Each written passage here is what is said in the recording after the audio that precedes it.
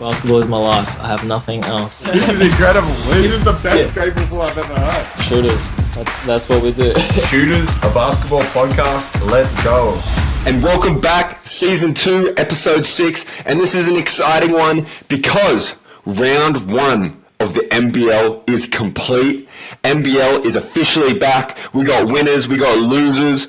We can discuss how teams are looking at their full potential and power. It's an exciting time, Darren. How has your week been?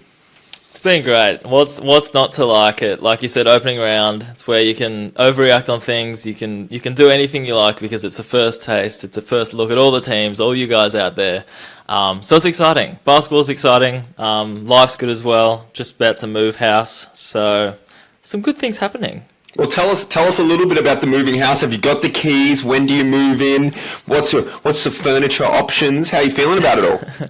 We do need to upgrade some furniture options, I think, but that's in time. You gotta put some priorities first, get a fridge first, that kind of stuff. But we did get the keys, but our big move isn't until like 10 days away. So we're slowly doing stuff, slowly cleaning, but it's exciting. Like change, I'm always like a man of routine. Like I like routine, but change is good. So. It's good. It's exciting. The most important question, is there a dedicated studio room for you in the new house? The study area has it's increased. It's like more of an open room now. So yeah, we'll see how once I have a new backdrop, you can comment on it and see how I do. We were just discussing Jack upgrading his full. It's basically like a YouTube studio type goal, which sounds exciting. So I'm gonna have to upgrade my gear as well just to match it. But no pressure. I did order last night $300 worth of lighting because, as I was just explaining to Darren pre-podcast, is I'm about to be back in the YouTube space, just making some content with Anthony Dreamick and having some fun there. And technology is always fun to purchase. The camera. That I want. I have a goal on my camera. It's a $4,000 camera, but my goal is I'm not allowed to buy it until the YouTube makes me that money. So might be a long goal, but it's a goal that I'll reinvest every cent I make back into it. So $4,000 camera, that's what I'm working towards. I love that. What camera is it? Do you know the model? Oh, it's like a CR compact, like ice something. Yeah, it sounds right. I can show you after. I can't remember exactly on the name, but I've got it saved on my phone. I was just curious, but enough about me. How's your week been? How's it feel to get out there? We'll obviously cover the games, but first hit out, what else have you been doing off the court, away from basketball, if anything? Well, we're straight back into it, so I don't have much going on in my life that is outside of basketball anymore. So we got a rude awakening of welcome back to the NBL. So we lose to Perth, but we'll discuss that later. And then Friday night, red eye back to Melbourne. So we flew out that night, straight from the game, showered quickly to the airport. 12:30 a.m. The flight ended up being delayed to, which was 2:30 at home.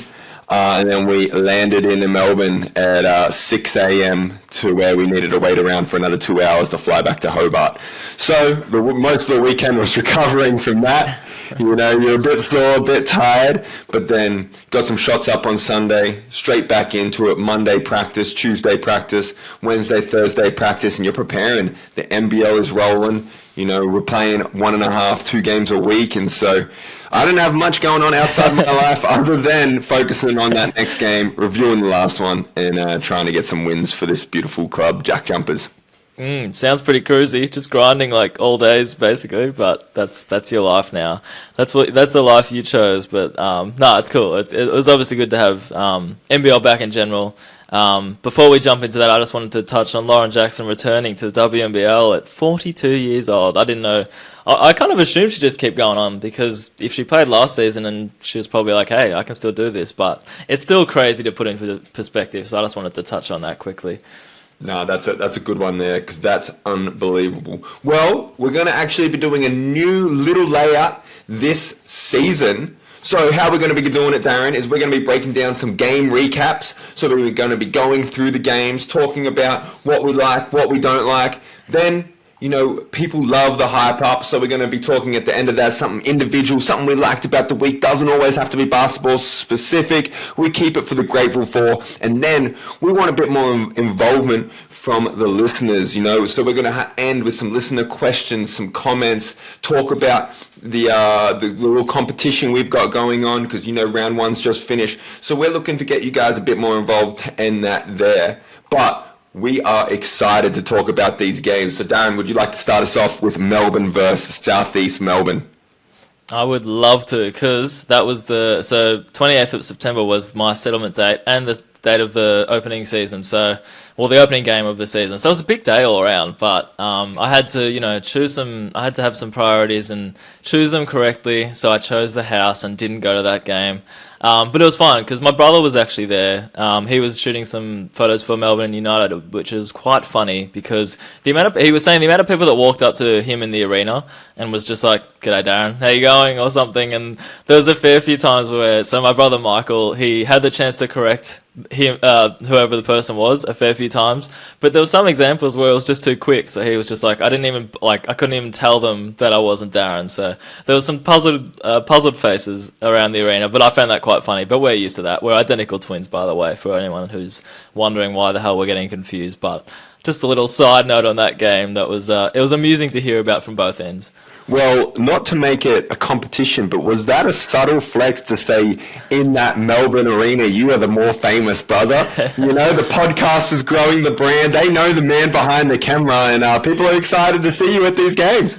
I don't know, maybe. The games are a nice little sort of socializing thing sometimes, just the faces you see around. But I did say to him, don't embarrass the Barker name on my turf. So he didn't do that because, I don't know, the content he shot was good as well. But anyway, back to the game, shall we? Obviously Melbourne United got it done, but I think everyone was talking about like the aggressive Daly, just him taking on a more scoring approach this season, and it was clear straight away. I think he had like a 17-point first quarter, and then if that's true, I think he had 17, and then I don't think he scored the rest of the game. But they didn't really need him, so that was my main takeaway from that game. But Scottie Pippen was in the house as well.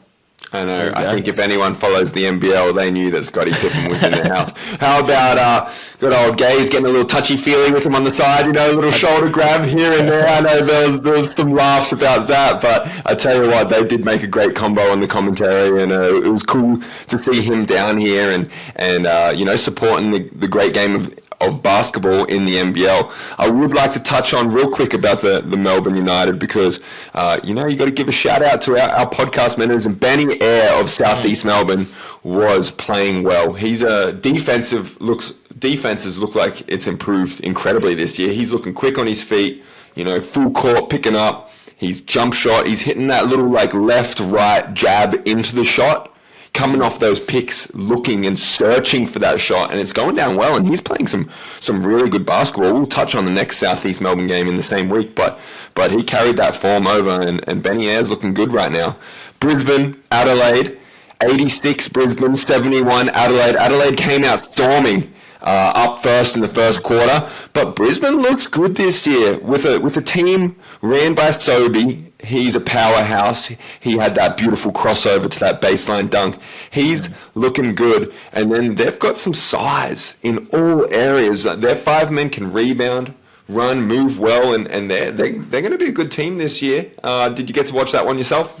Yeah, I did. It was that was kind of on and off, but I try to watch as much as I can. But I already heard people talking about the culture and the different vibe around Brisbane, which is, I guess, a credit to Justin Schuller and all the guys there, DMAC and the front office and all that stuff, because they obviously had a bit of a not so great year last season, but people are already talking about and I felt it watching it as well, and even the Blitz. I kind of trust that team a lot more than I did last season, even though it was round one and only we got to see round one and Blitz games. But hey, 1 of 1. Pretty good start. Did anyone catch your eye besides from... I found Rocco Zakarsky quite funny. He literally entered the game for 30 seconds and made 2 highlights. And of course, we had to hype it up on NBL socials and stuff. But, and Brisbane fans already love him. So it's good to see regardless.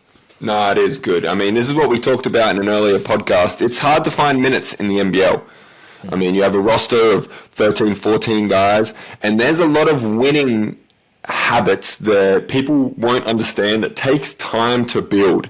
And so the highlights are always good. He had a putback dunk in about 3 seconds, which was unbelievable. And there's no doubt in my mind he's going to be a great player.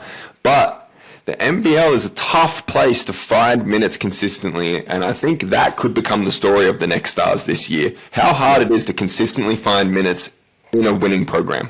Yeah, it's so true. It's so true. And speaking of, we're going to jump into your game, Perth Tassie.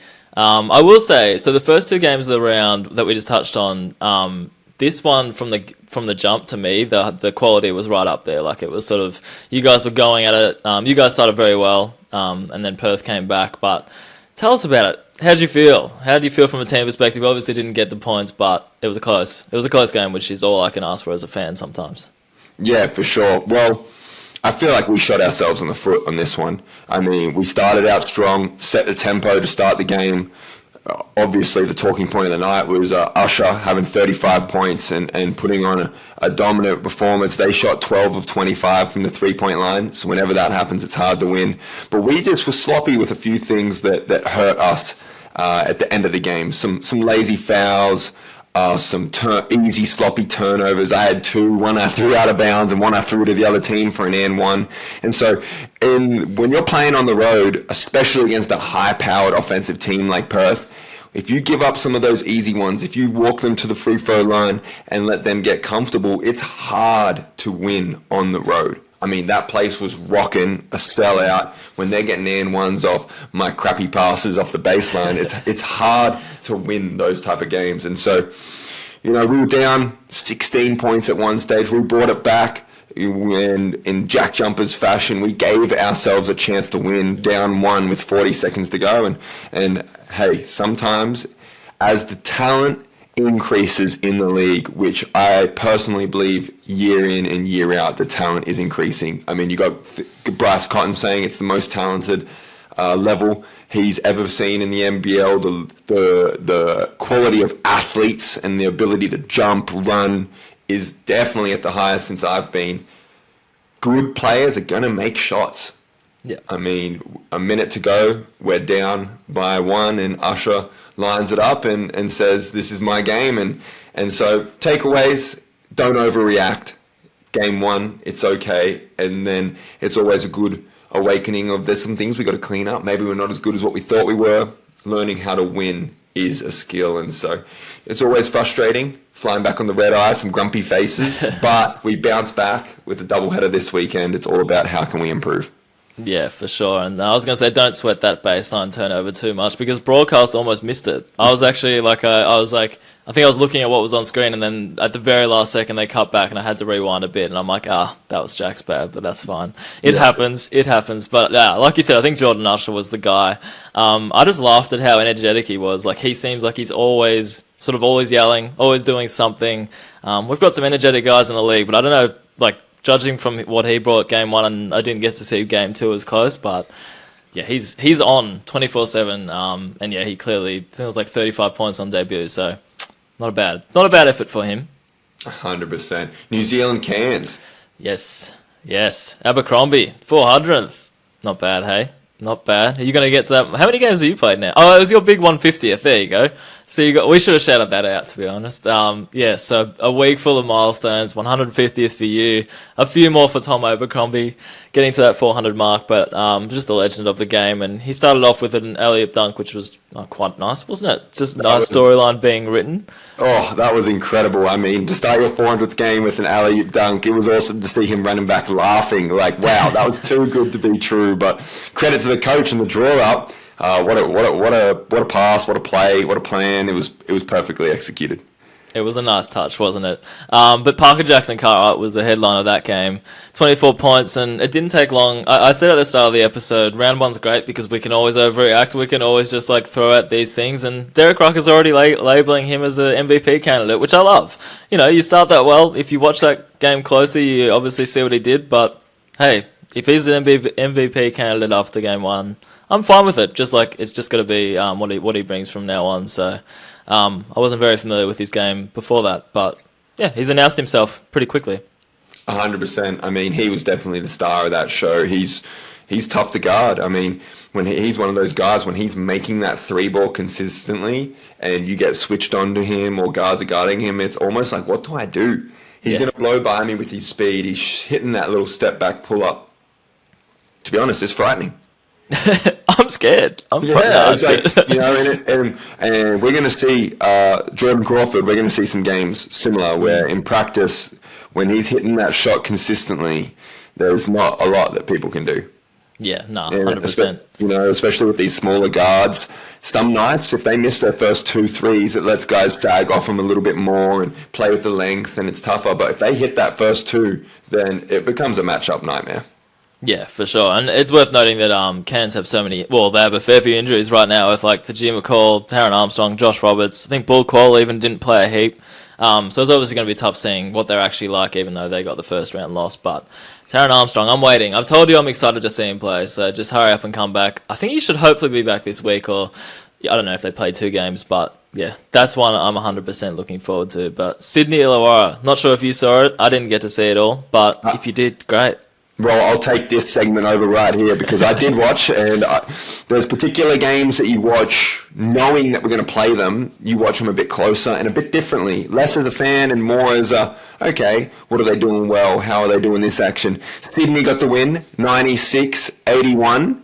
And I tell you what, Jalen Galloway is playing some incredible basketball right now. He is thriving in a system that they were playing small. I mean, Denzel Valentine at the 5. And they were pushing that tempo, switching everything, shooting threes in 3, 4, 5 seconds down the court. And they're playing at a tempo that's even faster than last year. And then I want to give a special shout out to Denzel Valentine because I think there's always this misconception about the translation of basketball skill. And so you can have someone like Ryan Brokoff, who played in the NBA, high-level Europe, and then comes to the NBL, and people put this unrealistic expectation on guys to change their game, get more buckets, dominate a certain way. But that isn't how basketball works, especially when you're playing at the high end. So Ryan Brokoff came in, was a great defender, great offensive rebounder, and spaced the floor incredibly. And so that's his role. Now, Denzel Valentine, I think he shot 4 shots for the game.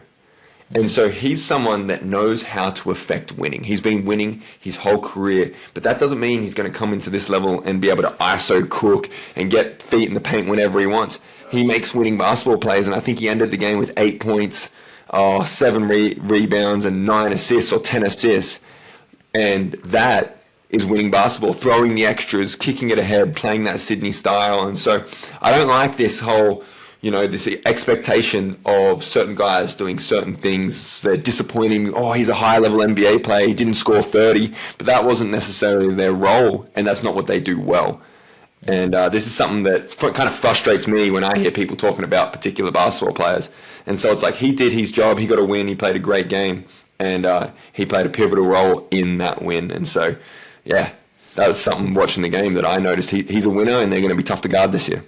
Yeah, no, I think you said that well, because it's almost like that unfair labeling of if you came from the NBA, then you have some expectation of just being like a star from the moment you start playing in the NBL. But these people made the NBA by playing their own roles and playing their own ways. Like, I kind of expected Denzel Valentine to have like he's going to have nights where he scores 20. He's going to do all that. But when you looked at the box score, I was just like, yeah, like you said, like 8, 7, 10 or something, and a few steals and whatnot. But it's people like that, like as long as you get the win, it's kind of just like, well, you can't really complain, can you? So maybe if they start losing some games and things like that happen and he doesn't shoot the ball much, hey, maybe you can say be a bit more aggressive.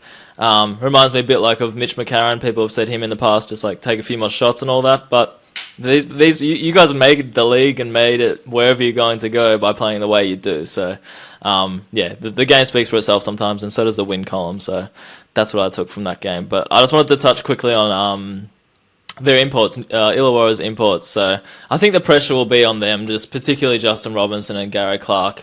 Both, I feel like Like, it's the same expectation with Gary Clark. Like, he's been in the NBA. He's been around that, so people probably expect a bit more than 7 points on debut in 27 minutes. But at the same time, you got to find your feet in this league. Like, you're not going to come in and just be like, hey, cool, this is easy. It'll take care of itself.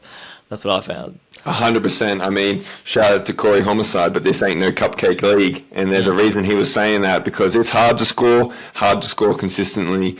And there's high quality Aussies guarding people every single night. So it takes some time to adjust. Melbourne, 82. Adelaide, 74. United go up to 2-0. Adelaide, 0-2. It was a dogfight down there. Melbourne pushed it away at the end. What was your thoughts on the game? I think, like you said, Adelaide actually looked pretty good. Like, after coming off that loss, I was like, okay, we've got a game here, but then Melbourne kind of stormed away at the end. But the thing that I noticed, especially at the start, was like how good Isaac Humphries looked. Like, he seemed like he was, especially in that game one as well, like he was kind of like one of the only positives from that. He did the same in this one, but he only played 13 minutes. So I don't know if there's like maybe like an injury restriction or something. Like I can't remember his last injury or what the go with was that stuff. But he looked great, and I was like, where's Isaac Humphries gone? So give me more Isaac. But yeah, I don't know what was the go there. Yeah, I'm with you. I have no inside scoop on that one, but I feel you. I think right now he's been that consistent staple of their team. They've been vocal, public, about searching for another import. I think personally they probably need someone that has the ball in their hands, can play the pick and roll, be an aggressive scorer, someone that can come in and average 18, 19, 20 points. And someone like Milton Doyle, I think, would be perfect for their team and fit in nicely in that situation. Lucky we got him for 2 more years. But to Melbourne, to go up 2-0 on the first week, aggressive Delhi seems to be working. Luke Travis is playing well, and shout out to Melbourne because they deserve it. And then the final game, which I think is what is beautiful about basketball and beautiful about preseason, is Southeast Melbourne beats Perth 110-99. And this is why you can't look too much into anything too early in the season, right? Because Perth plays an incredible game, beats the Jack Jumpers. Southeast doesn't play well at all, loses to Melbourne, comes out. They both look like 2 completely different teams. Benny Air again playing well, but the whole Southeast Melbourne team, I mean, they were up by 28 points at one point, and it goes to show that it's a volatile league. You have to stay, cool, calm, and collected. But it's also what makes watching every single game so epic and exciting because you never know what you're going to get. No, it's so true. And I had a few people say to me about this one because I couldn't watch the whole thing, but a few people said to me, like, don't pay attention to that box score because this game was not close at all. It may look, it's only like 11 points at the end, but and that Phoenix scored 38 points to 12 in that third quarter, which I was like, damn, all right. And I think Ben Air, our man, hit a 3 on the buzzer and kind of just was like, okay, this one's over. So, but like you said, it's just like a bounce back thing. That's the beauty of playing 2 games in one round. Ben Henschel, loved what I saw from him, even if it was a blowout at stages, but I think he got most of his points when it was still close in the first half. So he didn't play a single minute in game 1, I don't think. And then for some reason, John Riley was like, hey, get in there, young fella, and he scored 24 points in 24 minutes. So I hope we get to see just as much of him as we did in that game. I tell you what, bloody impressive. Any time that your name is put up with the greats, I mean, there was a graphic made, I think, youngest debut, over 20 points since, he's up there with Joe Ingles, who had a 28 on his debut. So anytime your name's being mentioned with those, it's always an awesome moment. And I hope he's feeling good about that and can carry that momentum over in the future. So it's an exciting round 1. We had the ladder there, which doesn't mean too much yet, but it's good that basketball is back. I couldn't ask for anything more. That is our round 1 game recap. I hope you guys enjoyed it. Now, Darren, who are you going to be hyping up? Hype someone up. I just want to hype someone up. Go on a bit of a rant. Anyone that's caught our attention, just give him some love. Well, I'll tell you what, when I was thinking about this, there was so much good, it felt like there was so much good basketball purely from the fact that it was back. So I had a hard time picking who I was choosing for here, but I'm going to have to but I'm choosing Daly because just the aggressive one. It was a storyline coming in. The fact that he just didn't really care. I think he was like 6 of 18 in the last game, 7 of 20 in the first. I was almost finding it comical how confident he was in shooting that rock in the Adelaide game. Like it kept bouncing back to him, and he was like, "No, I'm letting this thing fly." So I was trying to think of like the perfect word to describe maybe where he's at in his career, and I feel like it's unfazed. I think he just doesn't really care right now. Like he knows how good he is. He knows what an impact he can make as a scorer now. So he's just like, I'm gonna do it. So I love that part. I'll let you go first, but exciting news, I have a bonus hype up as well. So you go first, then throw it back to me. Wow, a bonus hype up. I know. I'm excited for that. For my hype up, I've gone in a bit of a different direction. My hype up is good old Darren. And let me explain why. Let me explain why, audience, because we are really excited for this season to start, but we're also very, very excited for this podcast. And we've been going back and forth. Darren's been working hard on the social media, on the Shooters Pod. We've got a beautiful little sheet here of what's going on, but we're really, really excited for where this podcast is going to go, where it's come from, the season. We're trying to organize episodes that are coming out every single Thursday morning. And so we're just excited. We want this podcast to be one of the most listened to NBL podcasts in the next couple of years. And so I'm excited. I'm hyping up Darren, his work ethic, his commitment to the podcast. And I'm just excited to be here, and I'm excited to see where this thing's going to go. And so I'm hyping up Darren, I'm hyping up this podcast, and I'm hyping up you guys who are listening, because I'm excited. Thursday morning episodes, this is going to hold us accountable because we're putting it out there in the public, but I'm hyping it all up. I'm excited. No, I like that. I mean, you caught me off guard, but hey, you've got me excited for the podcast as well. But no, I think, like you said, I think we've got something pretty cool going on here. We hope to record more episodes, and obviously the timeline and our schedules make that hard, but we both, I think the main thing is we both just enjoy it, which is all you really need with stuff like this, with projects like this. So, yes, I think I've got a good opportunity. And it's funny that you did that for me, because my bonus hype up was actually you, but it was your on-court ability. It was not. You've got a great off-court ability. No, but I messaged you as well. But your last 5 minutes was great. Like I just really, in that Perth game, I just really enjoyed watching like all the little things you did. And my favourite part of it was because you made a point last season when we were like a bit of a season in review. I think I asked you what's one aspect of your game that you're wanting to work on, and you said I want to get more assists. And you had, what did you have? Hang on, yeah, there you go. So you had 22 points, 5 rebounds, 5 assists, and I love that. So I was like, 5 assists, definitely my favorite part of the game. So credit to you. You didn't get the win, but you got to pat yourself on the back as much as you athletes. Probably, yeah, there you go. There you go. Physical pat on the back there. But, that's my hype up. So what a great occurrence here. Just giving each other some love. Look at the connection right there is on point. I appreciate you though, man. It's good. We work hard. It's always good to see some personal benefits. And even though we didn't get the win, I can carry that momentum over for the future. And let's just keep trying to get better. But I appreciate you. 100%. And then as we were watching that game as well, even Jess was watching that last 5 minutes, was like, was that Jack? And I'm like, yes, that was Jack. And she was like half celebrating as well. So it's a family affair over in this household supporting you. So there you go. Nice. I love it. Well, that's a perfect way to transition into our grateful for. Wow, this is a negative space. I'm just going to start chucking up random things I'm grateful for. This is incredible. This is the best grateful for I've ever heard. And I think my grateful for is going to get you a little excited. Is it me? Week. A little bit. Nothing too crazy, but a little bit excited. But I'm grateful for my house, my new home that I own, and being able to kind of start building towards a studio is something that I've been working towards / dreaming about for the last 5-6 years. And so now I'm in the process of making it happen. I'm loving it. I'm grateful for it. And I'm very lucky. That's great. What's your favorite part of your house, do you reckon? What's the one thing that, or maybe like a project besides from that sort of like studio type setup you were talking about? To be honest, it's nothing in particular. It's just a feeling of like pride and care you have for the house. It feels different when you're cleaning it. It feels a little different when you're taking the trash out and you're wiping down, just small things and picking things up and doing all those little things just feel more meaningful. And so it just, that And then when you're building something in terms of designing a room, buying something to put here, you know it's long term, and so that just feels a lot better.